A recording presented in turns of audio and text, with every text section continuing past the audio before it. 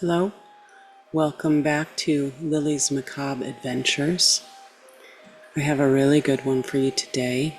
It's absolutely disgusting. I think you'll love it. If you haven't subscribed, please do so. And if you enjoy this, stab the like button. This is called The Arm Oroburous by Adam Troy Castro. I take the hammer in my right hand and I raise it up over my head to bring down, screaming, against the left hand I have placed flat on the tabletop. My knuckles do not break. My skin does not tear. I do not scream in agony. Instead, my left hand flattens like soft rubber. The imprint of the hammer's head clearly visible in what is supposed to be human flesh. The sight is worse than any pain could possibly be. I hammer my hand again, and again after that, developing a rhythm, watching as the skin deforms, the boneless flesh spreads out, and the appendage I have always known becomes a flat sack, wider by many measures than it's always been, a squashed sack of a thing that conforms to both the surface of the table and to the shape of the hammer as demanded of it. I lift my arm and let the limp thing at the end of my wrist dangle, and it does not hurt. Still, it does not bleed. I put the hammer down and examine the rubbery mat that I have made of my hand, and I shake it, wincing at the smacking sound it makes as it flaps. It is not my hand, not really, but I have had this feeling for some days now. The revulsion for this thing that looked like my hand and felt like my hand, but yet was not my hand, was instead a stranger at the end of my wrist, a thing that had no business being there and which I want gone. I do not know how it happened or when it happened. I am pretty sure that my right hand, the one that wielded the hammer, is still real. But after the results I have just experienced, I need to be sure, and so I cross the kitchen to my knife rack, where I have multiple blades that I've kept sharp enough for the efficient carving of meat. I use my right hand to pull out the most serrated, and I regard it with distinct unhappiness, realizing for the first time how difficult this next part of the experiment will be, when I no longer have a left hand to manipulate it with. But I still have options.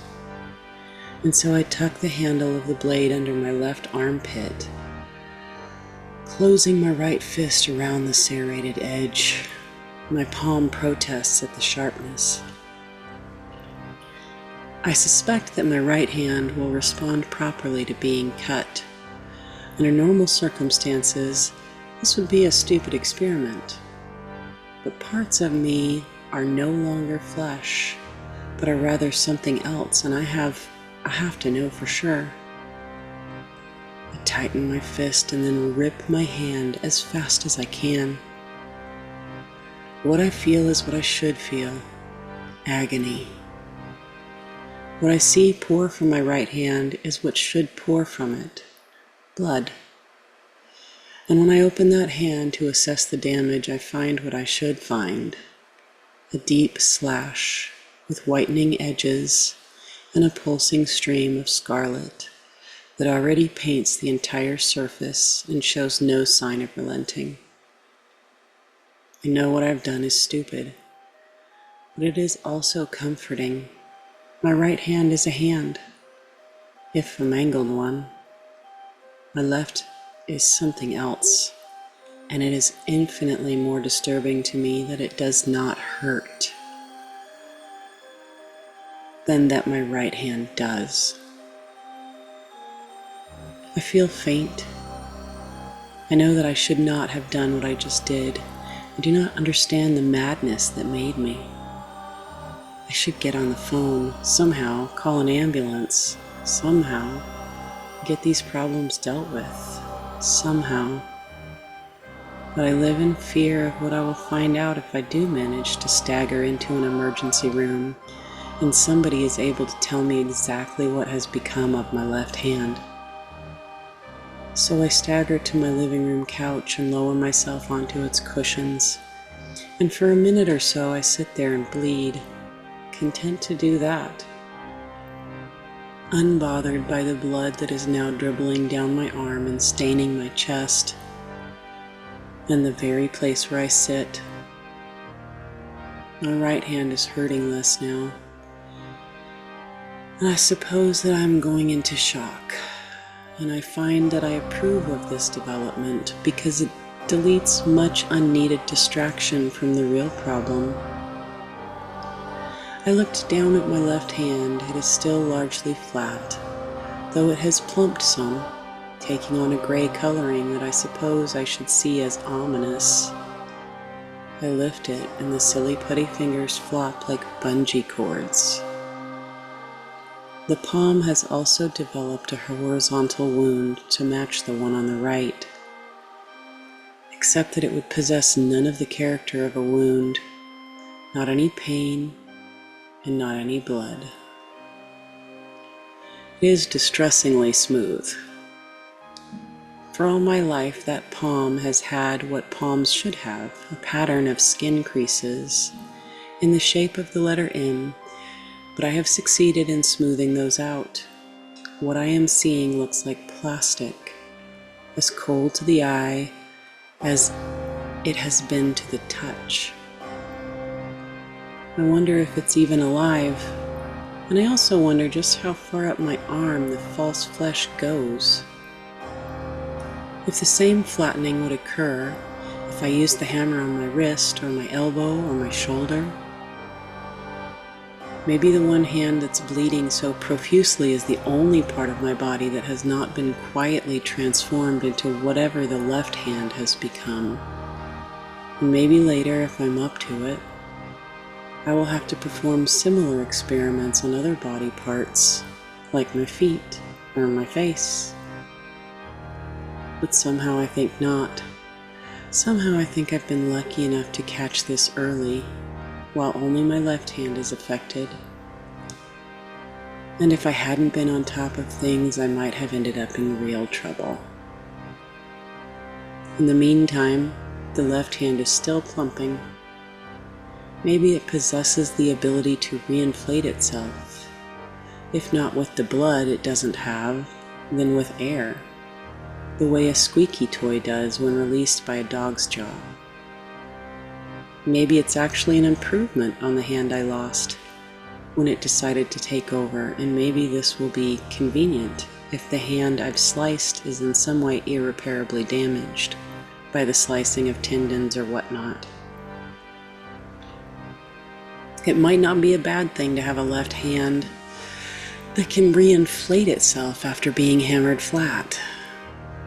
But I rebel at that premise because it is still not my hand. I am still disturbed by its presence at the end of that wrist. I still want it gone. And so I need to explore this problem further before I do something idiotic like pass out. I extend my right index finger. It is sticky with blood, and as I peer at it closely, a discreet drop of that blood dangles from the tip, gathering enough substance to drop. The dangling droplet is bright red, and it shines with a little window pattern from the kitchen lights. It fascinates me, and for a moment I wait for the droplet to fall, but it appears unwilling to, and so I touch it to my tongue, tasting its sharp tang. I suck the blood off just to dry that finger a little bit. I pull it from between my pursed lips and close the rest of my fingers into as tight a fist as I can, leaving the index to probe with. And then I press it to the swelling flesh of my left hand. My right fingers feel the touch. The flesh of my suspect left hand does not. It feels numbed, as if by Novocaine, alien the same way the side of my face felt when I had to have wisdom tooth removed and the dentist made that whole side of my face as rubbery as a floor mat. My cheek had not felt like part of me. Whatever I'm touching now does not feel like part of me either. The skin depresses when I press harder, but I can only tell this because I am looking at it directly and not because I have any sense of it except from what I get from the probing finger. I shift to another spot, leaving a little blood mark, and try again, moving to the unnaturally smooth palm. One of the long flattened digits flops against the uninjured index, and it is exactly like being touched by a foreign object. I probe the wound that is not a wound. It closes on my finger. Its grip is tight. I cannot pull the finger free. My right finger is now embedded in my numb and rubbery left palm. I yank harder, and this time feel resistance, a responding tug that represents my index finger being pulled further in. By the time I am even aware of it, the entire finger has been swallowed, and the substance of the left hand is now flush with the ravaged disaster that is my right. I yell, and I get to my feet, and at this point discover what all people who have lost the use of limbs must discover. That I rely on them more than I ever would have guessed just to steady myself. Already dizzy, I find myself overcorrecting and about to fall over. To avoid a potentially disastrous plunge, I respond to the instinct and let my knees go limp to take some of the impact. I kneel and then topple face first. I feel something break in my nose. I taste blood in the back of my throat. I roll over and face the ceiling, white and dusty. A previously unspotted strand of cobweb joining one rafter and one wall.